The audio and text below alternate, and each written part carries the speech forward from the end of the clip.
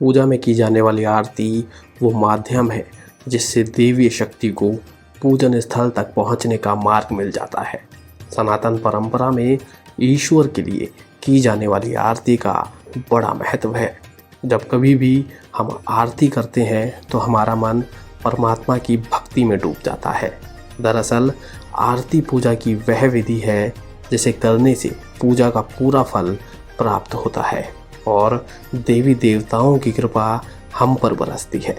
इसलिए आरती को आरार्तिक और निरंजन के नाम से भी जाना जाता है।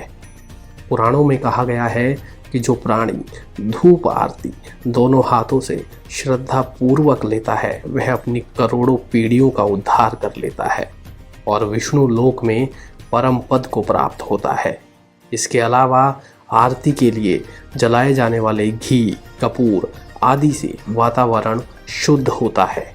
कई प्रकार के नुकसानदेह कीटाणु आदि इससे नष्ट होते हैं। वातावरण में एक पॉजिटिव एनर्जी का संचार होता है।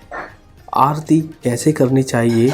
आरती के लिए कैसा दीपक लेना चाहिए? दीपक में कितनी बत्तियां होनी चाहिए? कपूर से करें या घी के दीपक से?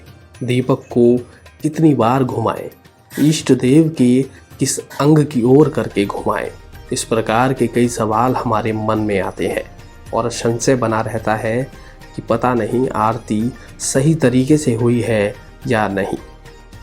आरती अपने इष्ट देव की प्रतिमा के चारों ओर घी का दीपक, कपूर, धूप, अगरबत्ती आदि को जलाकर उसे घुमाते हुए की जाती है।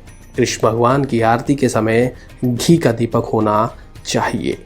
घर में एक बत्ती के दीपक से आरती की जाती है। अपनी श्रद्धा के अनुसार आरती करने के लिए दीपक, कपूर या अगरबत्ती आदि ले सकते हैं। आरती के लिए दीपक में कितनी बत्ती लें? मंदिरों में 5 बत्ती, 7 बत्ती या 11 बत्ती वाला दीपक जलाकर आरती की जाती है। घर में 1 बत्ती वाले दीपक से आरती की जाती है। यदि आप 1 से अधिक बत्ती वाले दीपक से आरती करना चाहते हैं तो विषम संख्या में बत्ती होनी चाहिए। उनमें भी 3, 9 व 13 बत्ती नहीं होनी चाहिए। 5, 7, 11, 21 संख्या शुभ होती है। आरती करते समय दीपक कैसे घुमाएं? पहले दीपक को 4 बार इष्ट देव के चरणों की तरफ घुमाएं। फिर दीपक को 2 बार इष्ट देव की नाभि की ओर घुमाएं। इसके बाद 1 बार इष्ट देव के मुखमंडल की ओर करके घुमाएं। फिर 1 बार इष्ट देव के चारों ओर घुमाएं। इस तरह 7 बार दीपक को घुमाना चाहिए। आरती पूरी श्रद्धा व निष्ठा के साथ करनी चाहिए। ताली, घंटी, मंजीरे आदि बजाने से इष्ट देव में ध्यान अच्छे से लगता है और आरती का आनंद मिलता है। साथ ही ईश्वर की कृपा पूरे परिवार पर बनी रहती है। आरती कैसे लेते हैं? आरती पूरी होने के बाद 2-3 बार इष्ट देव का जयकारा लगाना चाहिए।